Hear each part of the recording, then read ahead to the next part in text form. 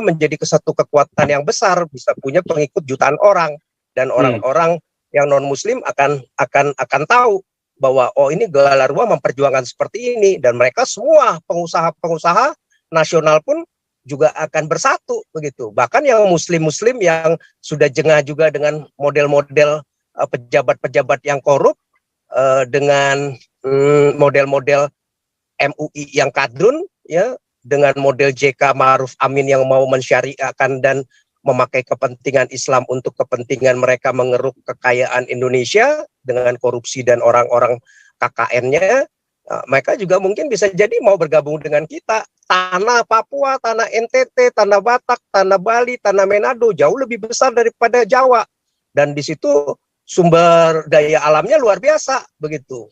Itu masih bisa dikelola luar biasa asal kita punya kemampuan lah. Pengusaha-pengusaha non Muslim itu ngerti untuk membangun begitu, dibanding kadrun yang cuman bisa menghabiskan, memprovokasi dan merusak doang, nggak ngerti dia nggak membangun. Tiga. Oke. Paul Dere. Selamat siang, malam, Pastor semuanya. Selamat siang, malam. Ya, memang tragis ya kita nih, terutama nih Kristen, kenapa tidak bisa satu suara? Karena ya kita harus mulai memikirkan PGI, karena dari PGI inilah sumber terpecah belahnya Kristen ini, Pak.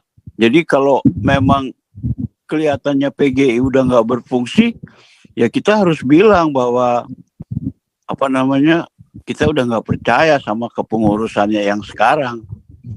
Karena kan biar bagaimana tulang punggungnya persatuan gereja-gereja itu ada di situ. Kalau kita cuma ngomong begini kan, ya tetap aja ada yang nggak bisa ngumpul tuh suara Pak Pastor.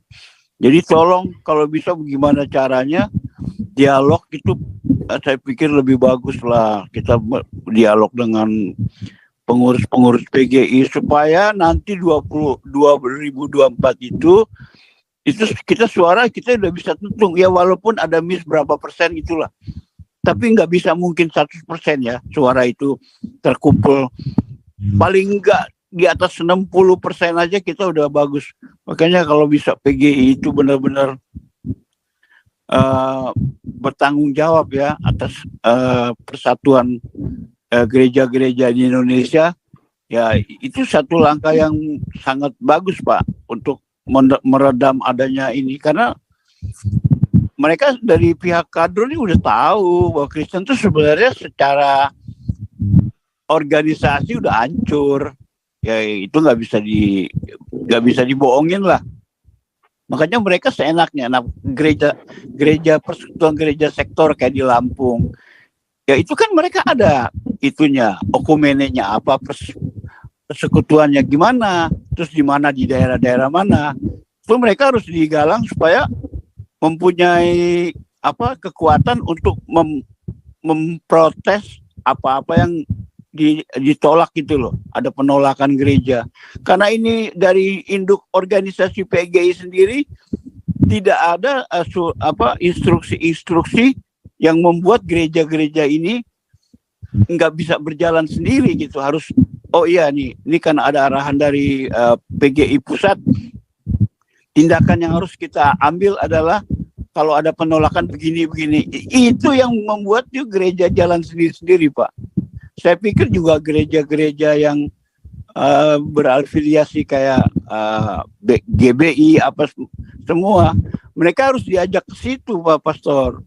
Jangan sampai PGI ini nggak ada sama sekali sumbangsinya gitu loh dalam kepengurusannya sekarang. Paling nggak kan bisa di mosi tidak percaya itu. Kalau kita tetap bisa, biar kita teriak-teriak selama PGI ini masih begitu seperti sekarang ini, kita akan sia-sia loh. Nggak ada gunanya, karena dari PGI itulah sumber kekuatan untuk melawan ketidakadilan itu. Kalau PGI-nya udah kayak gini, ya gimana, kita nggak bisa cuman tiap hari kita ngomel-ngomel nggak keruan ya kan. Saya pikir itu aja deh. Dan juga untungnya orang-orang yang Islam ini mereka ke daerah-daerah kantong non-muslim, itu mereka bebas loh. Enaknya di situ mereka. Mereka bisa ke Bali, leluasa mereka usaha, dan orang-orang di sana juga welcome. Tapi kalau kita non-muslim, kita ke daerah mereka berusaha atau apa, pasti kita dibilang itu jangan tuh, itu mah kafir. Jadi nggak ada kemungkinan orang-orang non-muslim berinteraksi di daerah-daerah yang kantong-kantong muslim itu kayak begitu.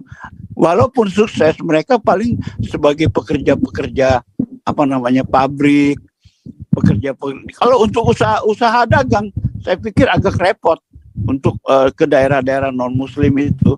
Sedangkan mereka sekarang di Papua itu bertebaran, Pak. Mereka itu bertebaran. Memang benar-benar mereka itu udah menguasai ekonomi. Itulah. Jadi saya pikir itu aja dulu, Pak. Kalau PGI udah bisa kita urus yang benar, pasti kesananya gampang. Thank you, Pastor. Ya, Bung Beta mau penutup? Masih penutup Bung Beta? Atau Pak Galaksi yang menutup? Oke. Jadi memang perlu kita... Ini ada Pak SK juga nih, nggak apa-apa. Pak Galaksi deh, mundur baru Pak SK ya. Iya. Jadi kita perlu menentukan skala prioritas daripada tindakan-tindakan yang mau kita ambil. Karena kalau kita cuman ngedumel saja, tidak ada satu penjadwalan daripada kegiatan yang jelas untuk mentuntaskan persoalan ini, maka ya nggak bakalan maju, alias lari 7 keliling di tempat. Jadi Galarua harus mengambil inisiatif untuk memformulasikan tindakan-tindakan nyata, nomor 1 apa, nomor 2 apa, nomor 3 apa, supaya semuanya terorganisir dengan baik.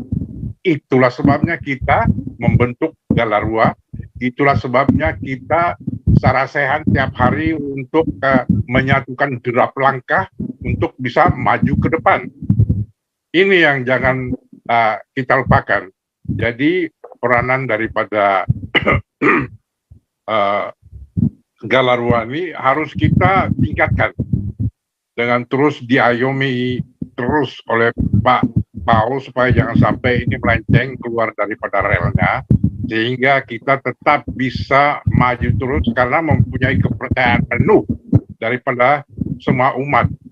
Karena lupakan saja PGI itu, karena PGI itu sudah mandul, sehingga tidak bisa diharapkan untuk melahirkan konsep-konsep manjur sebagai jalan keluar daripada persoalan-persoalan yang kita hadapi. Jadi jangan kita isi kembali kepala kita dengan pernik-pernik kayak PGI itu.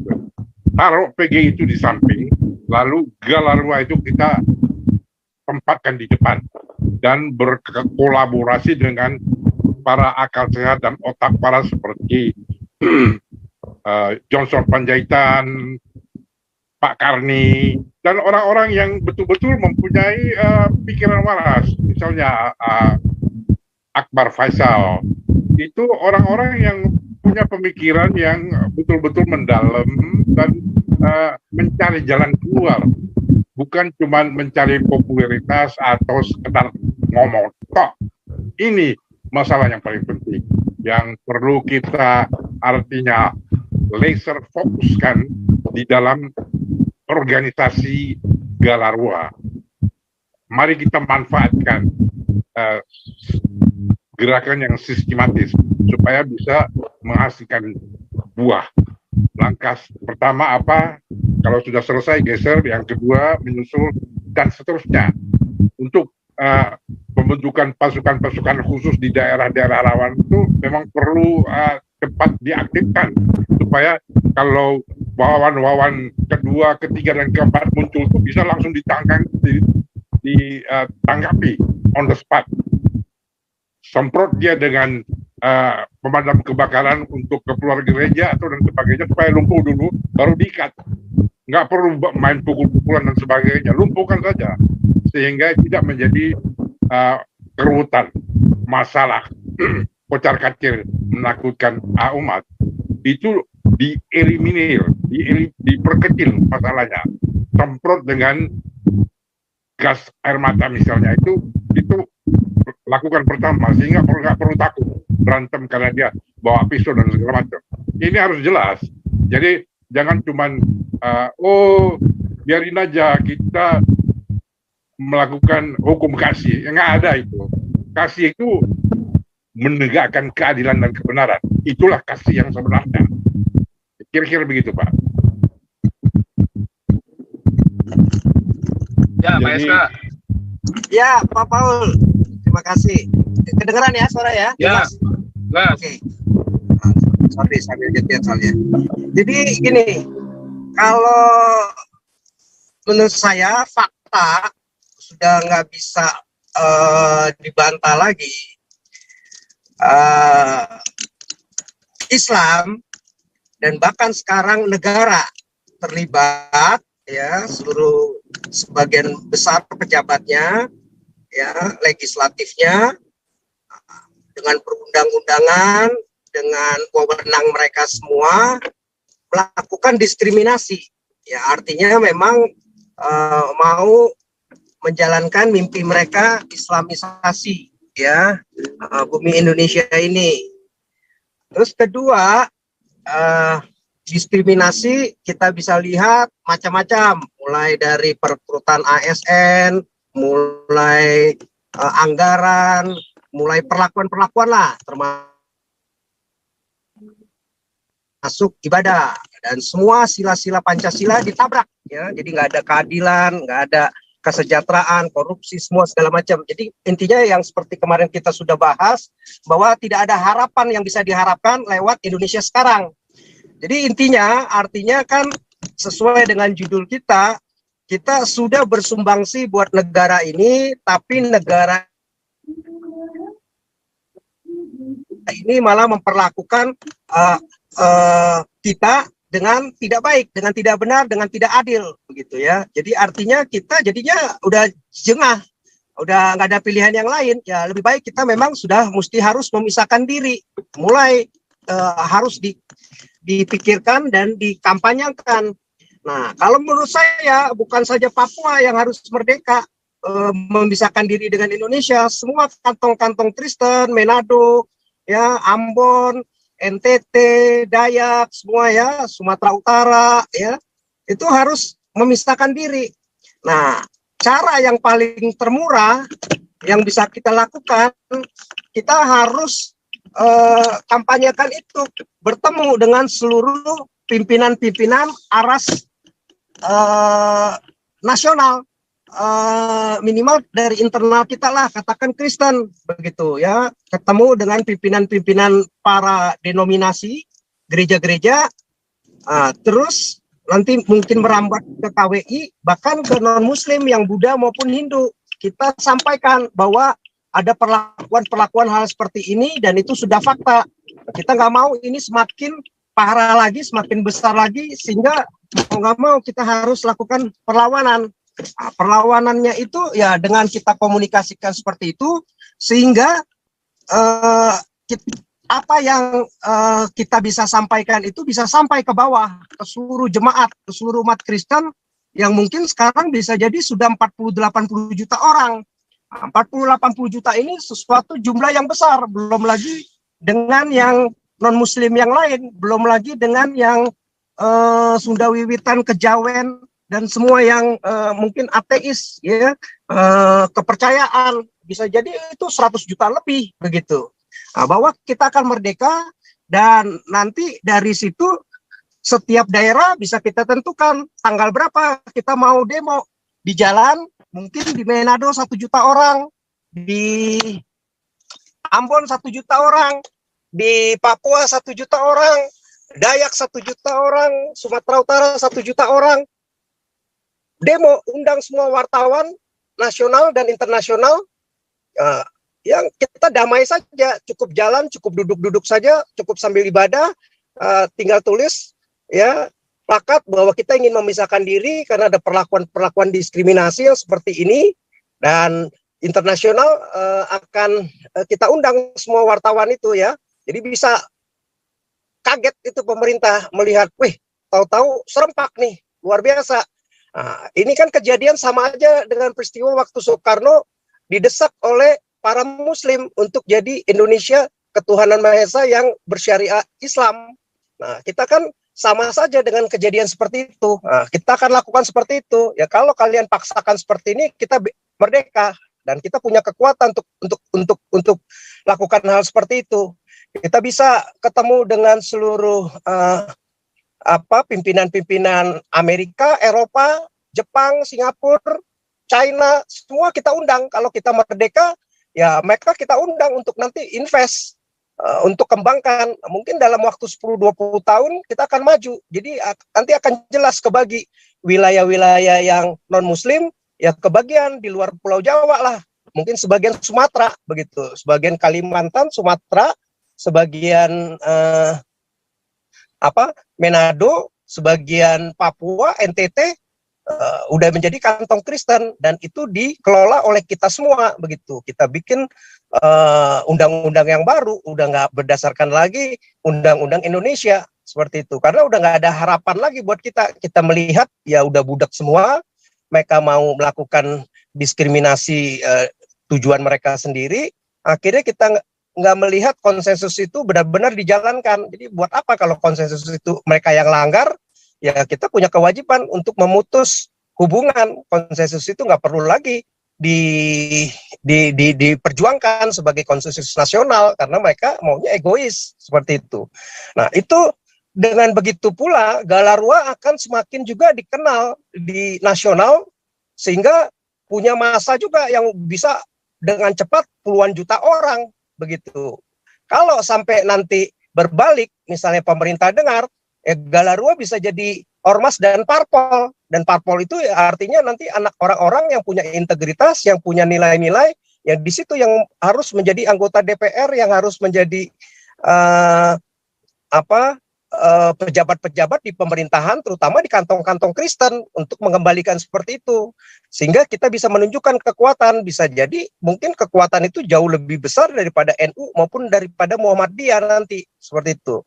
Jadi mau nggak mau memang mesti kita mulai lewat krisis model seperti ini, itu yang memicu kita akhirnya bisa menjadi unity, menjadi bersatu. Suara-suara non-muslim itu menjadi bersatu, memupuk semua kekuatan yang ada, dana, pikiran, ya, tenaga, untuk bersatu, untuk memperjuangkan hak-hak kita gitu. Nah, kalau memang dari Ibu Pertiwi ini sudah nggak bisa lagi yang kita harapkan sesuai dengan konsensus bapak-bapak bangsa kita, ya buat apa lagi? Ya, lebih baik ya kita menyatakan memisahkan diri. Kalau mereka berbalik pun, ya artinya kita juga sudah punya kekuatan. Artinya nanti kantong-kantong kita tidak terpecah belah. Kita bisa menjadi satu kekuatan ormas parpol yang sudah siap begitu untuk 2029. Jadi memang tugas Galarwa ya bisa lewat pendekatan ketua-ketua sinode-sinode kita temui, ketua aras-aras nasional, para intelektual non-muslim untuk satukan, termasuk dengan luar negeri, Eropa, Amerika, dan negara-negara kafir yang lain, supaya kita siap-siap nanti kalau sampai berpisah, kita udah siap, jauh lebih siap dibanding Timor Leste, begitu. Banyak pilihan-pilihan investasi-investasi yang akan kita lakukan, begitu. Sehingga banyak nanti bisa bagi tugas ke HAM, ke PBB, segala macam, bisa deklarasikan. Jadi nanti bisa jadi semacam negara masing-masing atau federal, jadi satu kesatuan, begitu. Tapi masih punya hubungan di antara orang Batak, orang Papua, orang NTT, semua, bahkan Bali bisa ikutan seperti itu. Ya, kalau menurut saya itu Pak Paul, jadi nggak ada lagi yang bisa diharapkan, harus kita siapkan langkah itu. Jadi nggak jadi, tetap menjadi keuntungan buat kita. Galarwa menjadi satu kekuatan yang besar, bisa punya pengikut jutaan orang, dan orang-orang yang non-muslim akan tahu bahwa oh ini Galarwa memperjuangkan seperti ini, dan mereka semua pengusaha-pengusaha nasional pun juga akan bersatu begitu. Bahkan yang muslim-muslim yang sudah jengah juga dengan model-model pejabat-pejabat yang korup, dengan model-model MUI yang kadrun, ya, dengan model JK Ma'ruf Amin yang mau mensyariahkan dan memakai kepentingan Islam untuk kepentingan mereka mengeruk kekayaan Indonesia dengan korupsi dan orang-orang KKN-nya, mereka juga mungkin bisa jadi mau bergabung dengan kita. Tanah Papua, tanah NTT, tanah Batak, tanah Bali, tanah Manado jauh lebih besar daripada Jawa, dan di situ sumber daya alamnya luar biasa begitu. Itu masih bisa dikelola luar biasa asal kita punya kemampuan lah. Pengusaha non muslim itu ngerti untuk membangun begitu, dibanding kadrun yang cuman bisa menghabiskan, memprovokasi dan merusak doang, nggak ngerti dia nggak membangun seperti itu. Menurut saya itu sih Pak Paul. Sorry kalau salah. Ya, Pak Robert lanjut lagi, terakhir bener nih Pak Robert ya, lalu Pak SK tutup lagi.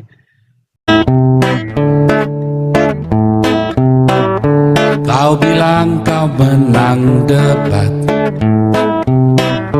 lawan domba yang sesat. Kau bilang banyak yang tobat.